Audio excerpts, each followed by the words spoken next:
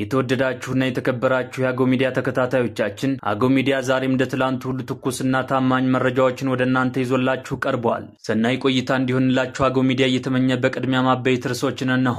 በአማራ ክልል ባለፉት 15 ቀናት ብቻ ከ30 በላይ አሽከርካሪዎች መታገታቸው ተገለጸ። በስፋት የምንቃኘው ጉዳይ ይሆናል። ዘመናትን ተሻግረው የመጡ ችግሮቻችን በመከክር ካልፈታን ሀገሬ ባሰ ፈተና ላይ ትወድቃለች ሲሉ ዋና ኮሚሽነር ፕሮፌሰር መስፍን አርአያ ገለጹ። ይህንንም የምታደምጡት ጉዳይ ይሆናል። በሳውዲ አረቢያ የሞት ፍርድ የተፈረደባቸው ኢትዮጵያውያን ካረፋ በዓል በፊት ፍርዱ ይፈጸማል ተባለም። ይህንንም በዝርዝር የምታደምጡት ይሆናል። ክቡራትና ክቡራን ከአገው ሚዲያ ጋር ከቆያችሁ እነዚህንና ሌሎች መረጃዎችን የምታደምጡ ይሆናል። እንዲሁም ለአገው ሚዲያ አዲስ ከሆናችሁ ሼር፣ ላይክ እና ሰብስክራይብ በማድረግ መረጃው ለብዙሃኑ እንዲዳረስ ማድረጋችሁን አትዘንጉ ለማለት እንወዳለን። አሁን በቀጥታ ወደ ዝርዝር መረጃው እናልፋለን። መልካም ቆይታ።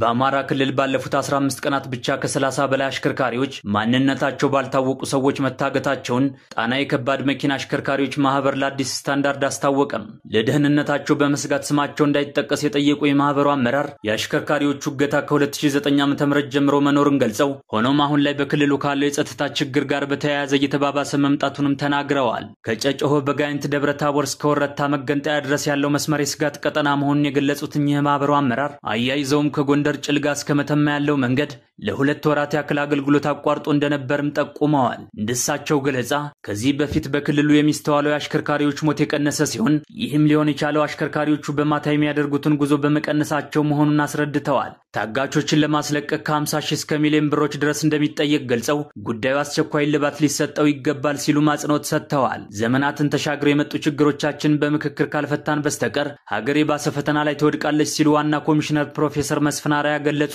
ሀገራዊ ምክክር ኮሚሽን የፌደራል ተቋማትና ማህበራት የአጀንዳ ማሰባሰብ የምክክር ምዕራፍ ምክትል ጠቅላይ ሚኒስትር ተመስገን ጥሩነህ በተገኙበት በሚሊኒየም አዳራሽ መካሄድ ጀምሯል። ሀገራዊ ምክክር ለሀገራዊ መግባባት በሚል መሪ ሐሳብ የሚካሄደው መድረክ በንግግር የከፈቱት የኮሚሽኑ ዋና ኮሚሽነር ፕሮፌሰር መስፍን አርአያ ዘመናትን ተሻግረው የመጡ ችግሮቻችንን በምክክር ካልፈታን ሀገሬ ባሰ ፈተና ላይ ትወድቃለች ብለዋል። ኢትዮጵያ በብዙ ከፍታና ዝቅታ አልፋ ለዛሬ መድረሷን ያስታወሱት ዋና ኮሚሽነሩ ከፍታዎችም ሆኑ ዝቅታዎች የጋራችን ናቸው ሲሉ ገልጸዋል። ኢትዮጵያ በርህራሄና መተሳሰብ የምትታወቅ ሀገር ነች ያሉት ፕሮፌሰር መስፍን አርአያ ህዝቧም ከመታተር የማይቦዝን ቢሆንም የሚገባውን ኑሮ መኖር እንዳልቻለም ተናግረዋል። የጋራ ሴቶቻችንን የሚፈታተኑ ችግሮች መኖራቸውን ጠቅሰው እነዚህም ካለመግባባትና የንግግር ልምድ ካለመኖር የመጡ ናቸው ብለዋል። በምሁራንና በፖለቲከኞቻችን መካከል የተፈጠሩ አለመግባባቶች ጦር አማዘውን በጋራ ሀገራችን እንዳንግባባ አድርገውናል ሲሉም ገልጸዋል። በርካታ ዜጎች ከቀያቸው ተፈናቅለው ለከፋ ችግር መዳረጋቸውን አስታውሰው እነዚህ ችግሮች ዛሬ የተፈጠሩ ሳይሆን ዘመናትን አልፈው የመጡ እንደሆነም አስታውሰዋል።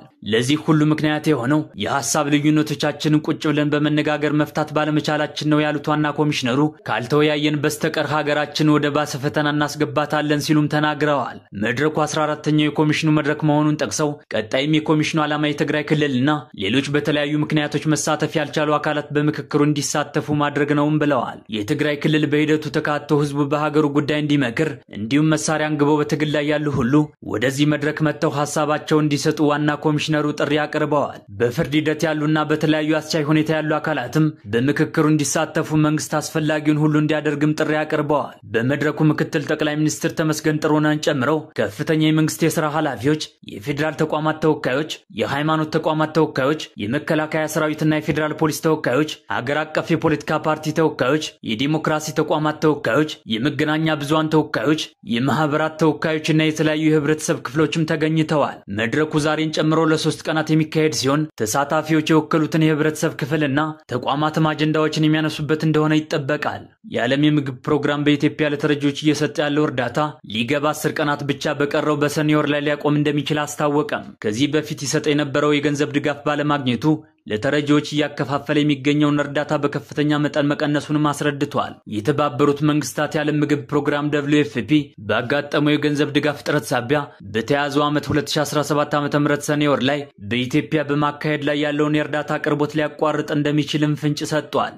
በመሆኑም በአሁኑ ጊዜ የሚሰጠውን የምግብ እርዳታ መጠን በከፍተኛ መጠን መቀነሱንም አብራርቷል። ባሳለፋቸው ወራቶች በኢትዮጵያ ያከናወናቸውን ተግባራት አስመልክቶ ባወጣው መግለጫ ያጋጠመው የገንዘብ ድጋፍ ጥረት አስገድዶት ለተረጂዎች ለተረጂዎቹ የሚያከፋፍለው የምግብ እርዳታ መጠን በስታንዳርዱ መሰረት አንድ ተረጂ እንዲያገኝ ከሚጠበቀው በታች 65% ብቻ መሆኑንም አመላክቷል። በየካቲት ወር ለተረጂዎቹ ያከፋፍል የነበረው መጠን ከልኬታው ያነሰ ቢሆንም ግን ደግሞ 80% እንደነበር ማስታውቋል። የሚያከፋፍለው የምግብ እርዳታ መጠን ቅነሳ በተመሳሳይም በስደተኞች ላይ ተግባራዊ መደረጉንም ገልጿል። በኢትዮጵያውንም የቀጠለው ጦርነት፣ ድርቅ፣ ጎርፍና የዋጋ ግሽበት በሀገሪቱ ያለውን የምግብ ዋስትና ችግር እያባባሱት እንደሆነም ገልጿል። በትግራይ ክልል ሲካሄድ የነበረውን ጦርነት የሰላም ስምምነቱ ቢያስቆመውም በሌሎች የሀገሪቱ ክልሎች በተለይም በአማራ ክልልና በኦሮሚያ ክልል በመካሄድ ላይ ያሉ ግጭቶች ኤጀንሲውን ተጨማሪ ወጪ እያስወጣው ለከፍተኛ አደጋ እያጋለጠው መሆኑን ያስረዳው ድርጅቱ ተረጂዎቹ በሚቀጥሉት ጊዜያት ከፍተኛ የሆነ ችግር ሊገጥማቸው እንደሚችል ማስጠንቅቋል። በሳውዲ አረቢያ የሞት ፍርድ የተፈረደባቸው ኢትዮጵያውያን ከአረፋ በዓል በፊት ፍርዱ እንደሚፈጸምባቸው ተገለጸ።